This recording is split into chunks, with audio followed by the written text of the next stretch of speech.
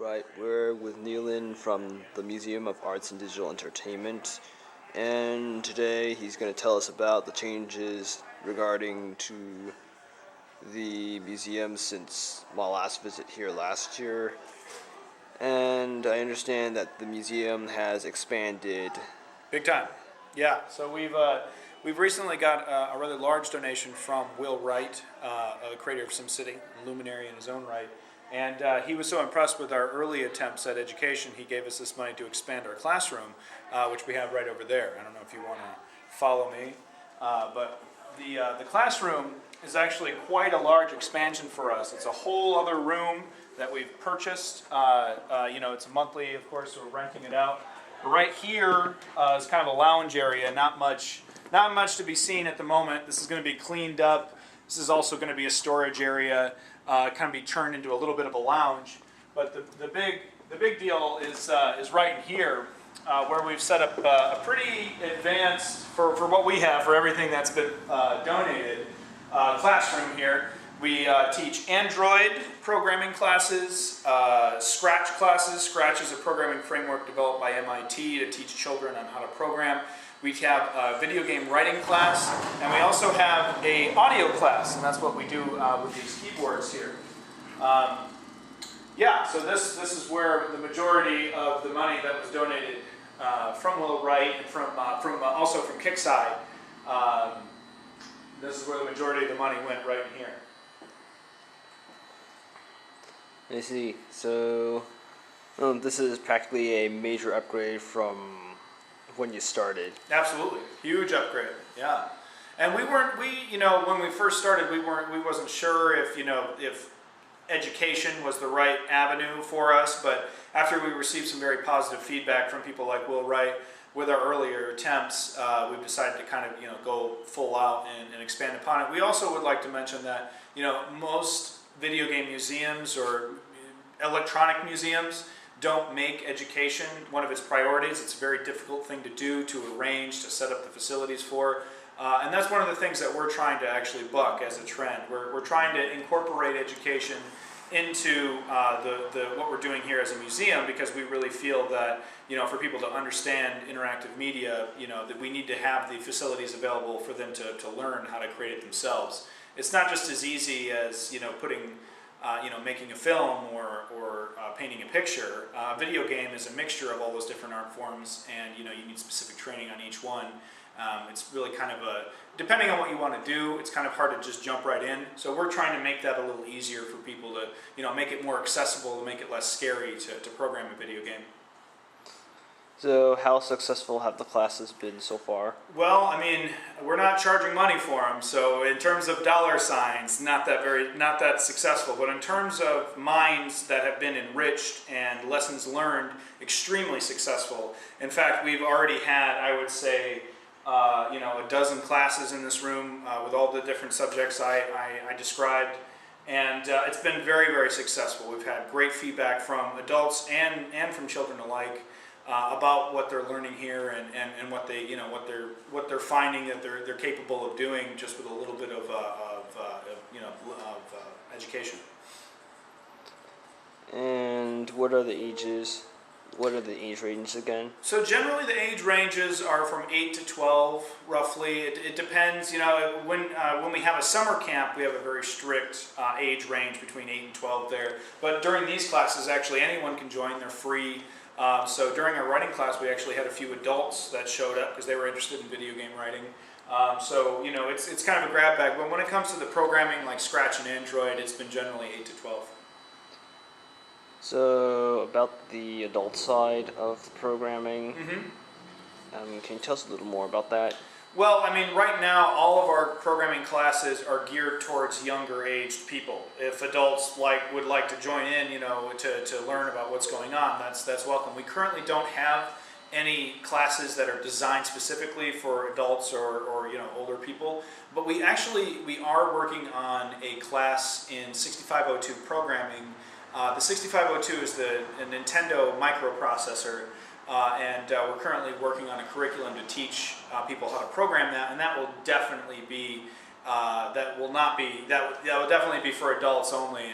Children simply wouldn't be able to grasp some of the more advanced complexities of assembly programming. So we're hoping something like that will happening in the next couple months. But in terms of adult education, we don't offer much of that. But like I said, adults are welcome to sit in.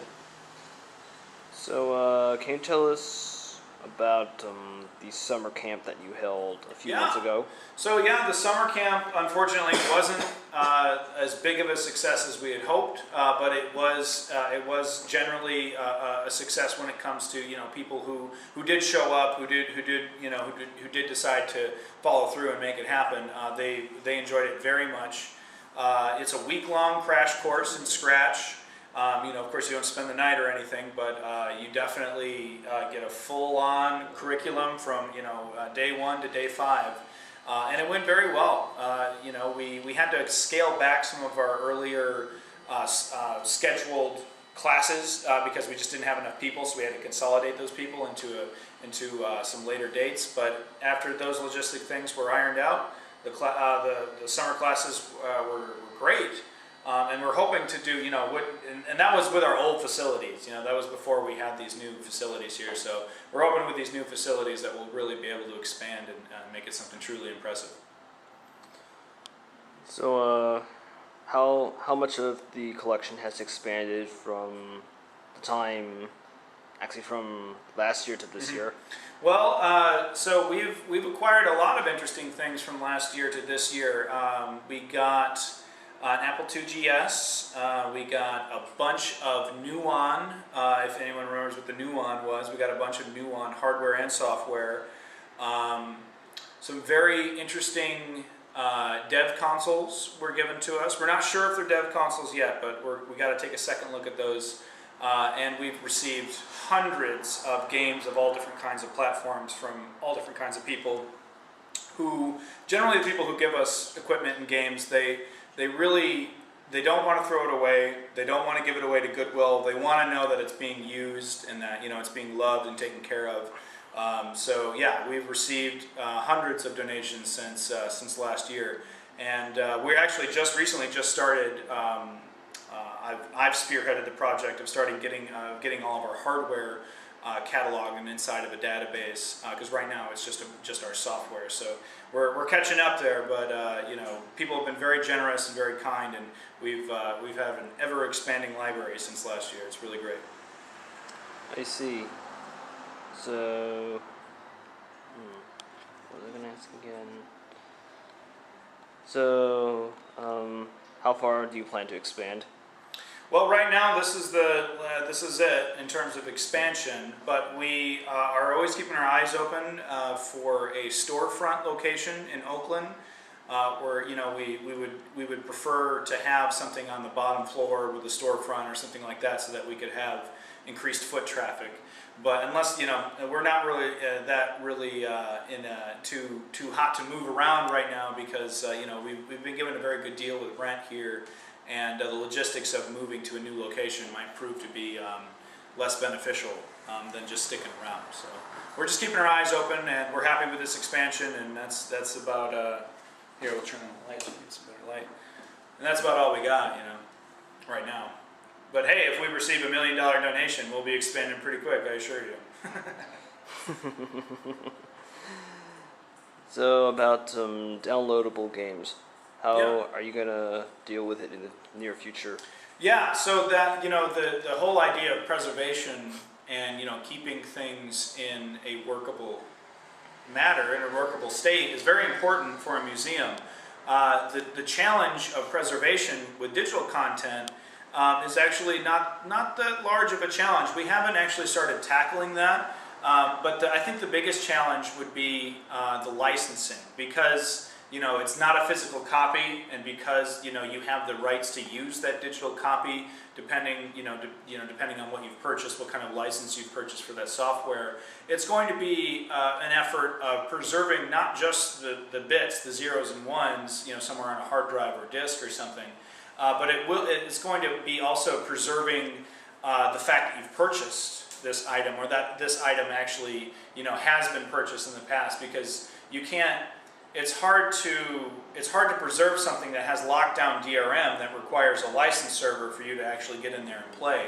So I foresee, in terms of a video game museum, I foresee that being a rather large challenge, and we're going to need the cooperation of the video game companies that we're storing this material for it to really truly be successful. Because back in the old days, company releases product, puts it on a cartridge. That cartridge is that cartridge for the rest of its life. But in the new era, a company releases a program and they update it, a dozen times.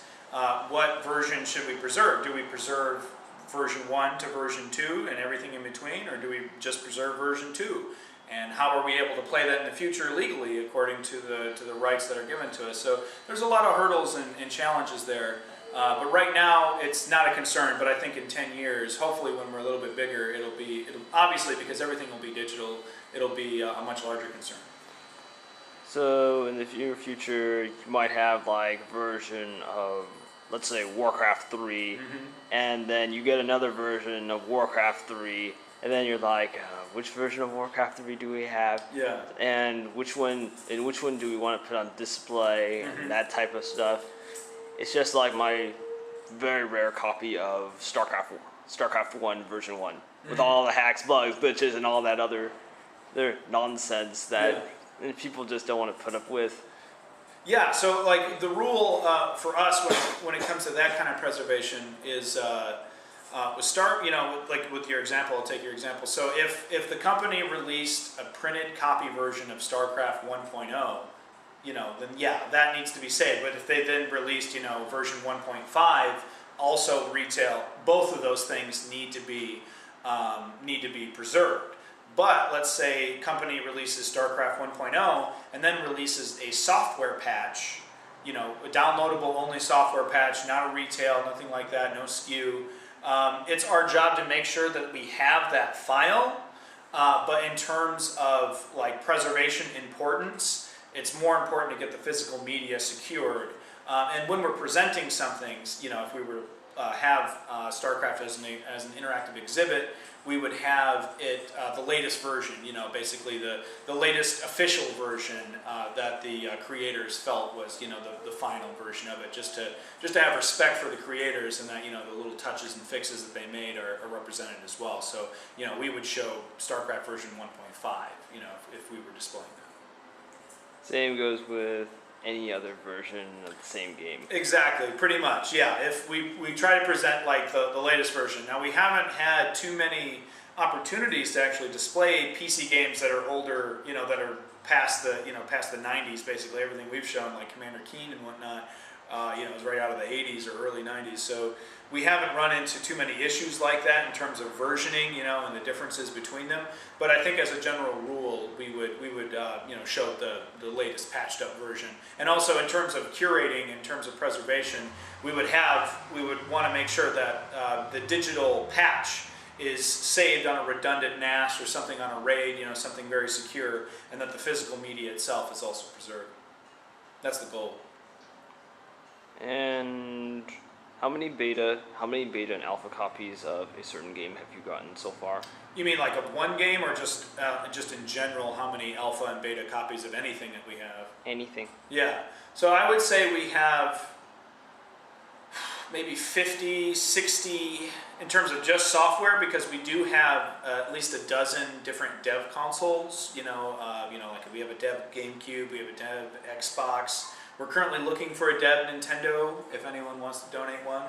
But in terms of software, I would say we have at least 60 individual pieces of dev or prototype cartridges. And we have some really crazy stuff. We got stuff that was given only to journalists in its very early, working state. We have one of the interesting things that we actually have the version of Madden for Nintendo 64 that was later canned. It's literally complete. It's almost 100% complete. All the feature sets are in there. All the characters and stuff are in there.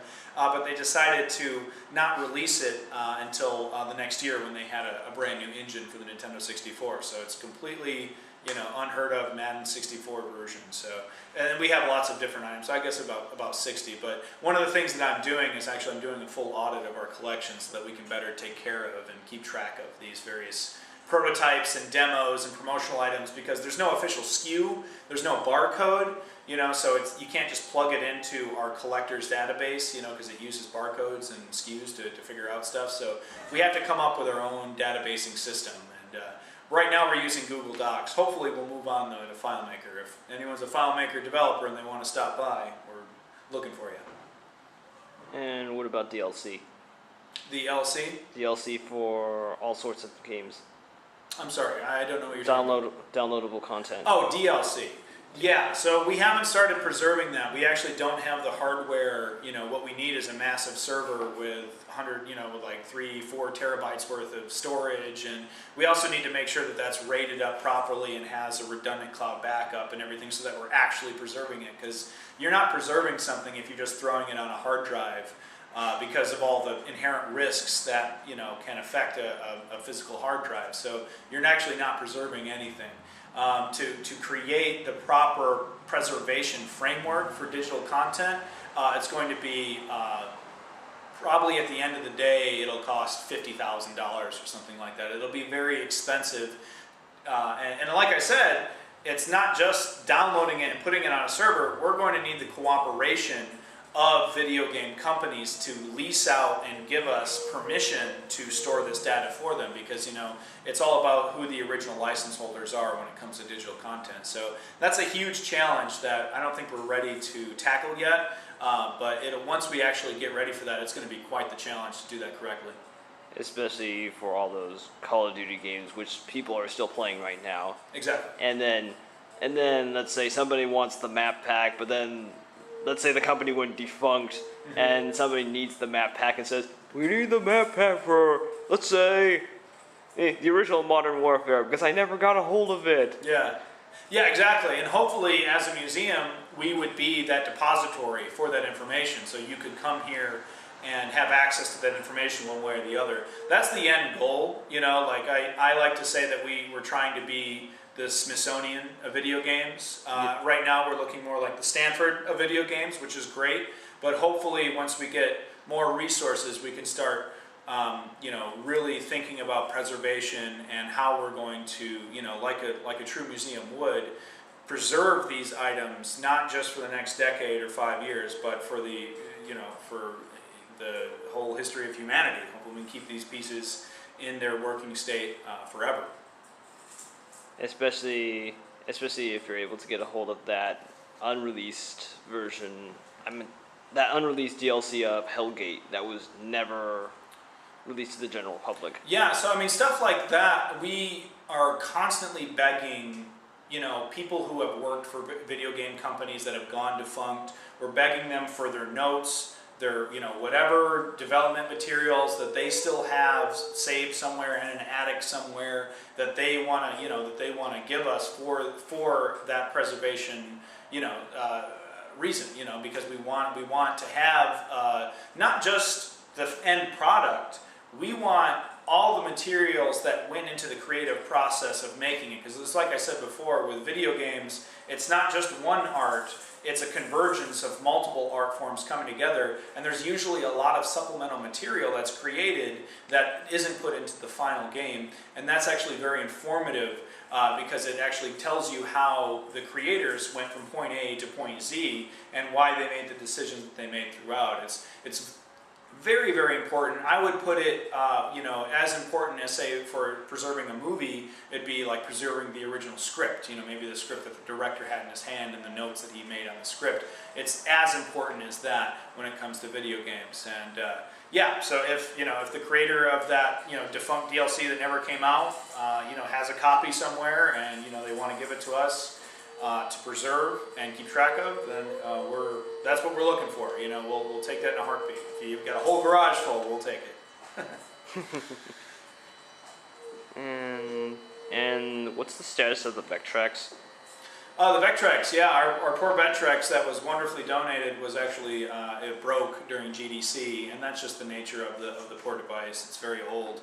The pipe dream would be to set up an area that could be, used to repair the Vectrex. We currently do have a hardware section back there, but we don't have the expertise. So it would be great if we could get a professional hardware restoration professional in here to, help us fix it, because right now the Vectrex is down and we don't have the ability and know-how how to fix it. But that doesn't mean we're just throwing it right in the junk. It just means that we're waiting for the right person to come by to help us get it working again. I see.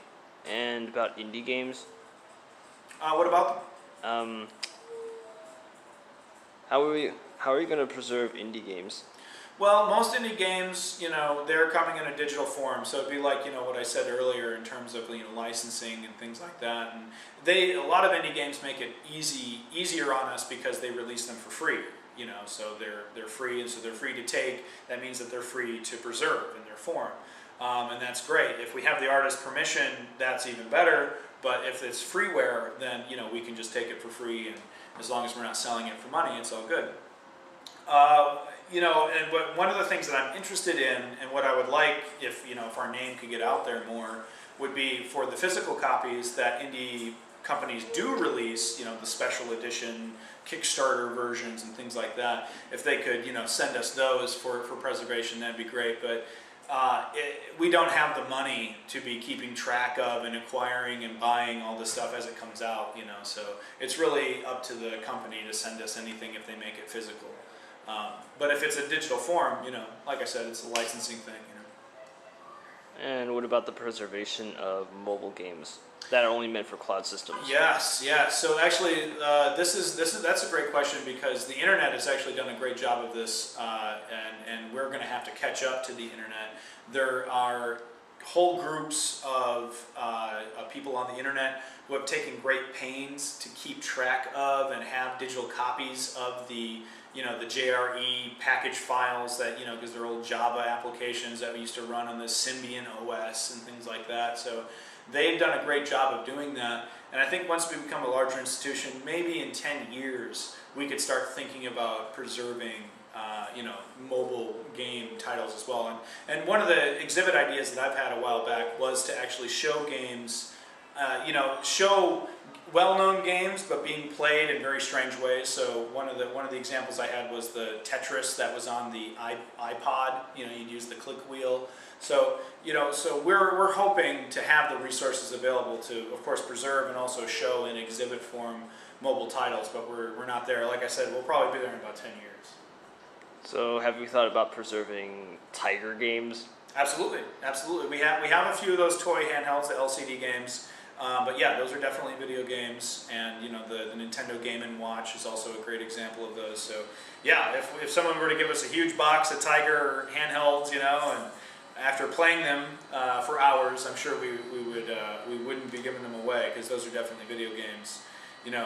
We call ourselves the Museum of Art and Digital Entertainment for a reason, because it's kind of an opaque, kind of a broad definition of interactive media, digital art. So yeah, mobile games and Tiger LCDs would be definitely part of that.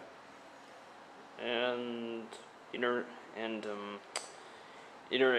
I meant, what about internet games where the entire company,